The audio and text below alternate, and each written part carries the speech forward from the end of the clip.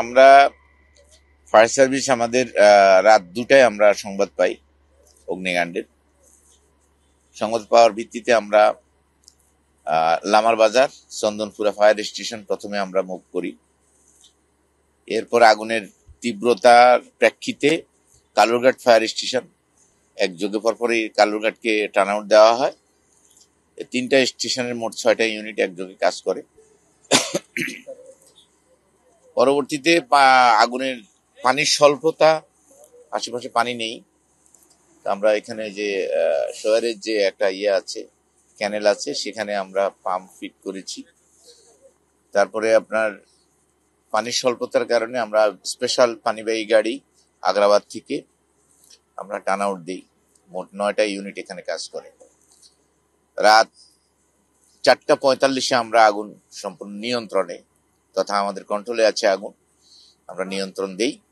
এখন damping down চলতেছে। যেহেতু ইন্ডাস্ট্রিয়াল শিট দ্বারা আপনার এই শ্যাডগুলো করা, এই শ্যাডগুলোর ভেতরে ওয়েস্টেজ বিভিন্ন রাবার টাইপ, প্লাস্টিক জাতীয় জিনিসপত্র আছে, কাপড় জাতীয় জিনিসপত্র আছে। এই জিনিসগুলো ওয়েস্টেজ গোডাউন মূলত। এই 2টা গোডাউনে এখনো ইন্ডাস্ট্রিয়াল শেডের চাপার নিচে আগুনগুলো থাকার কারণে একটু সময় লাগছে আগুনটা সম্পূর্ণভাবে নির্বাপন করতে, এবং আর একটু সময় লাগবে। এখানে তো অ্যাকচুয়ালি আমার কাছে যতটুকু দৃশ্যমান, যতটুকু মনে হয়, এখানে ব্যক্তি মালিকানাধীন এগুলো একটা খালি জায়গার মধ্যে তারা সেট করে হয়তো ব্যবসায়ী উদ্দেশ্যে তারা এগুলো এখানে মজুত করে রাখছেন। তা আমাদের দেশে তো, আমাদের দেশের প্রেক্ষাপটে এই জাতীয় বিজনেস আমাদের আছে। কাটা কাপড় এনে এখান থেকে বিভিন্ন জায়গায় এটাকে বিভিন্ন জিনিসপত্র তৈরি করে বা এটাকে আবার তুলাতে পরিণত করে, এই সকল কাজগুলো করে থাকে আর কি। মূলত এখানে ওয়েস্টেজ এটা একটা গোডাউন। এখনো আমরা আগুনের সূত্রপাত এবং ক্ষয়ক্ষতি কি পরিমাণ হতে পারে, এই দুটা এখনো আমরা, যেহেতু আমাদের কাজ অনগোয়িং, সেহেতু এই জিনিসটা আমরা পরবর্তীতে আমরা অ্যাসেসমেন্ট করব। না, এগুলো তো অনুমোদিত না।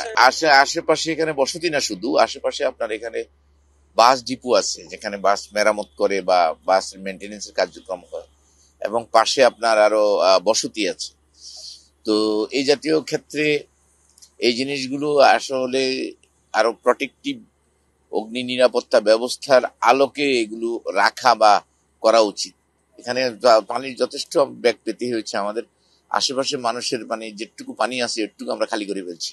আমি Chandanpura fire service senior station officer Mohammad Mokarram Hossain Chowdhury. আমরা আমাদের কন্ট্রোল থেকে মেসেজ পাই রাত 2টার দিকে।